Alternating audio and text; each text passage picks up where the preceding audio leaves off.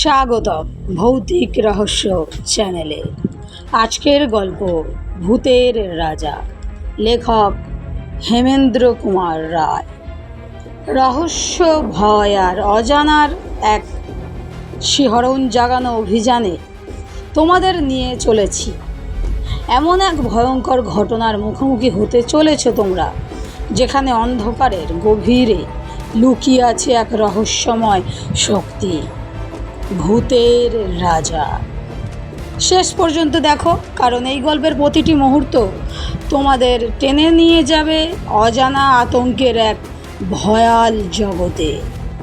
তাহলে আলো নিভিয়ে সাহসকে সঙ্গে নিয়ে শুরু করা যাক আজকের গল্প, আজকের ভৌতিক কাহিনী, ভূতের রাজা।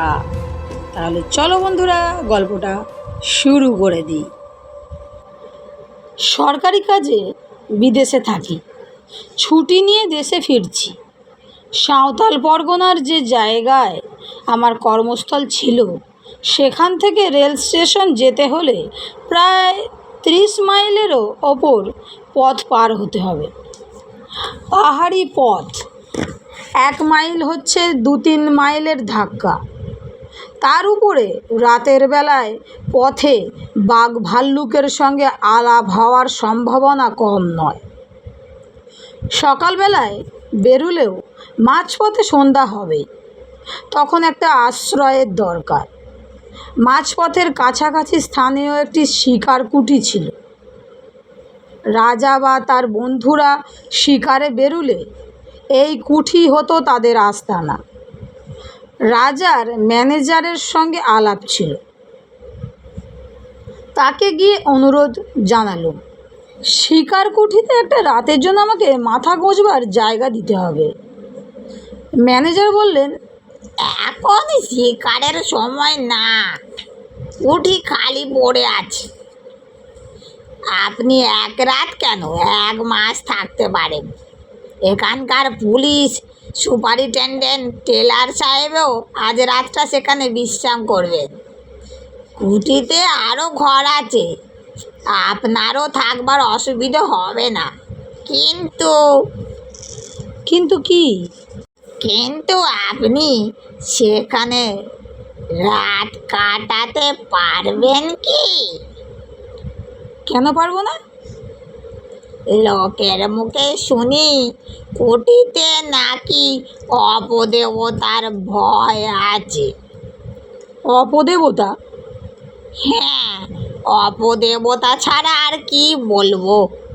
কুঠির পাশেই শালবনের ভেতরে সাঁওতালিদের এক ভুতুড়ে দেবতা আছে। সেই দেবতা নাকি ভূতের রাজা। তার ভয়ে সাঁওতালিরা পর্যন্ত সন্ধ্যার পর ও পাড়া মারায় না। তারা বলে তাদের দেবতা নাকি রাতের বেলায় কুটিরের ভেতর ঘুমোতে আসে।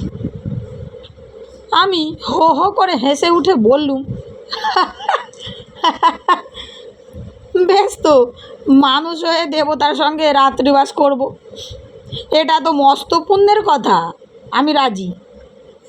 ম্যানেজার বললেন, আমি অবশ্য সব ছেলে মানুষই কথায় অতটা বিশ্বাস করি না, তবু বলা তো যায় না। যথাসময়ে ডুলিতে চড়ে রওনা হয়ে সন্ধ্যার কিছু আগেই শিকার কুঠিতে পৌঁছলুম। ডুলি বেয়ারারা বলে গেল, মাইল 3 তফাতে একটা গাঁয়ে গিয়ে তারা আজকের রাতটা কাটাবে, কাল সকালে আবার ডুলি নিয়ে আসবে। কুঠির বারান্দায় একখানা বেতের চেয়ারে বসে টেলর সাহেব তামাকের পাইপ টানছিলেন। সাহেবের সঙ্গে আমারও বেশ পরিচয় ছিল। আমাকে দেখে সাহেব বললেন, এই যে গুপ্ত যে, তুমি কোথায় যাচ্ছ?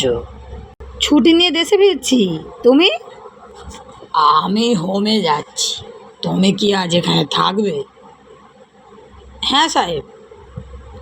বেশ বেশ, দুজনে একসঙ্গে রাত কাটানো যাবে, এ ভালোই হলো।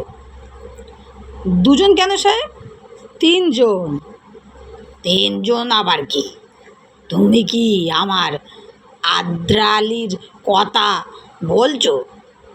ও, তো তাকে আমি মানুষের মধ্যে গণ্য করি না। না সাহেব, তোমার আদ্রা আলীর কথা বলছি না। তবে কি কুঠির দারোয়ানের কথা বলছো নাকি? না, সে রাতে এখানে থাকে না। না না, আমি দারোয়ানের কথাও বলছি না। তুমি কি শোনোনি সাহেব, সাঁওতালিদের এক দেবতা রাতে আমাদের সঙ্গী হতে পারেন? টেলর হেসে বললে, ও, শুনেছি বটে। তা সে রূপকথার এক বর্ণও বিশ্বাস করি না। তুমি করো নাকি? করলে একলা এখানে রাত কাটাতে আসি।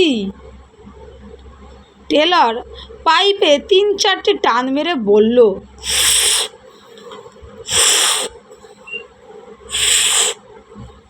দেখো গুপ্ত, সাঁওতালিদের এই দেবতাটিকে আমি দেখেছি। এমন বীভৎস দেবতা পৃথিবীতে আর দুটো নেই। তাকে দেখে আমার ভারী পছন্দ হয়েছে। পছন্দ হয়েছে? হ্যাঁ, তাই ঠিক করেছি কাল যাবার সময় তাকে আমি সঙ্গে করে নিয়ে যাব। ইংল্যান্ডে আমার বাড়ির বৈঠকখানায় তাকে সাজিয়ে রেখে দেব। আমার বন্ধুরা তাকে দেখলে খুব তারিফ করবে। আমি হেসে বললুম, তাহলে বোঝা যাচ্ছে কাল থেকে দেবতা আর কুঠির ভেতর শুতে আসবে না। তবে এইবেলা তাকে একবার দর্শন করে আসি। তার আড্ডা কোথায়? টেলর আঙুল দিয়ে দেখিয়ে বললে, ওই যে ওইখানে, মিনিট খানেকের পথ। পায়ে পায়ে এগিয়ে গেলুম। কুঠির পাশেই অনেকগুলো শাল গাছ দল বেঁধে দাঁড়িয়ে আছে। তাদেরই ছায়ায় একটা পাথুরে ঢিবির উপরে মানুষের মতো উঁচু একটা মূর্তিকে দেখতে পেলুম। মূর্তিটার রং কড়া কাঠের। তার দেহ মানুষের মতো বটে, কিন্তু তার মুখ দানবের মতো প্রকাণ্ড। আর সে মুখের ভাব কি ভয়ঙ্কর! দেখলেই বুকের কাছটা ছ্যাঁত ছ্যাঁত করতে থাকে। মাথার চুলগুলো ঝোপের মতন ঝুলছে, কান দুটো হাতির মতন, মুখখানা খানিক সিংহ আর ভাল্লুকের মতন, দুটো গোল গোল কাঁচের চোখ আগুনের মতো জ্বলছে। হাঁ করা বড় বড় দাঁতওয়ালা মুখের ভিতর থেকে রাঙা টকটকে লকলকে জিভের আধখানা বাইরে বেরিয়ে পড়ে ঝুলছে। কাঁধ ও মুন্ডের মাঝখানে গলাটা দেখলে মনে হয় কে যেন একখানা লিকলিকে সরু বাখারির ওপর মুখখানাকে বসিয়ে দিয়েছে। হাত দুখানা বাঘের থাবার মতো। কোমরের কাছ থেকে পা পর্যন্ত দেহের কোনো অঙ্গ দেখা যাচ্ছে না। কাঠকে কুঁদে আর কোনো অঙ্গ গড়াই হয়নি। মূর্তির গায়ের রং আলকাতরার মতন কালো, আর মুখের রং খানিক সাদা, খানিক তামাটে ও খানিক হলদে। ভাবলুম, এই মূর্তি যদি সত্য সত্য রাতে কুঠির ভেতরে ঘুমাতে আসে, তাহলে আমাদের ঘুম এ জীবনে আর ভাঙবে কি? ধীরে ধীরে কুঠির দিকে ফিরে এলো। টেলর পশ্চিমের আকাশের দিকে তাকিয়ে কী দেখছিল। আমাকে দেখে সে বলল, গুপ্ত, খুব ঝড় বৃষ্টি আসছে, ওই দেখো। সত্য কথা, পশ্চিমের আকাশখানা আচম্বিতে ঠিক যেন কালো কোষ্ঠী পাথর হয়ে গেছে। ঝড় উঠতে আর দেরি নেই। ঝড় এসে সমস্ত অরণ্যকে জাগিয়ে দিয়ে গেছে। এখন বৃষ্টি পড়ছে মুষলধারে। অনেক রাত। টেলরের নিমন্ত্রণ দিয়ে তার সঙ্গে গল্প করতে করতে অনেকক্ষণ আগে ডিনার খেয়েছি। এখন টেলর তার ঘরে শুয়ে হয়তো দিব্যি আরাম নিদ্রা দিচ্ছে, কিন্তু আমার চোখে ঘুম নেই। ভূতটুত কিছু মানি না, তবু কেন জানি না মনটা কেমন খুঁতখুত করছে। রাজার সেই ম্যানেজারের কথাগুলো আর সাঁওতালি দেবতার সেই ভয়ানক মুখখানা মনের ভিতর দিয়ে ক্রমাগত আনাগোনা করছে। যত তাদের ভুলবার চেষ্টা করি আজে বাজে নানান কথা ভেবে, তত তারা মনের উপরে চেপে বসে, নরম মাটির উপরে ভারী পায়ের দাগের মতো।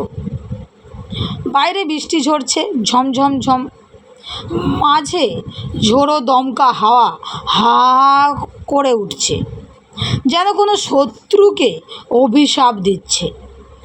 তারই ভিতর থেকে একবার শুনলাম হায়নার অট্টহাসি, একবার শুনলুম শৃগালদের মায়া কান্না, একবার শুনলুম বাঘের গর্জন। হঠাৎ আমার ঘরের দরজার উপর দুমদুম করে আঘাত হলো। ধর্মর করে আমি বিছানার উপরে উঠে বসলুম। সে কি আসছে? সে কি আসছে? বন্ধুরা, গল্পটি আজকে এই পর্যন্তই। এই গল্পের পরের পার্ট নিয়ে খুব শিগগিরই ফিরব। আর গল্পটা তোমাদের কেমন লেগেছে অবশ্যই কমেন্টে আমাকে জানিও। ভালো লেগে থাকলে বন্ধুদের সঙ্গে শেয়ার করে চ্যানেলটি সাবস্ক্রাইব করে লাইক করে আমার পাশে থেকেও, যাতে আরও নতুন নতুন গল্প তোমাদের শোনাতে পারি। তাহলে বন্ধুরা, আজকের মতো বিদায়। সবাই ভালো থেকো, সবাই সুস্থ থেকো, সবাইকে ভালো রেখো। রাধে রাধে।